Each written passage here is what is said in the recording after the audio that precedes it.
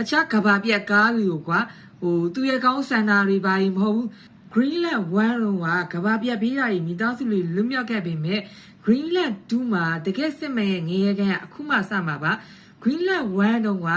ကျေတကုံတွေကြောင့်ကဘာပြက်တာကိုရင်တထိတ်ထိတ်နဲ့ကြည့်ရပေမဲ့ Greenland 2မှာကြောက်ကွာသူကဘယ်လိုလဲဆိုတော့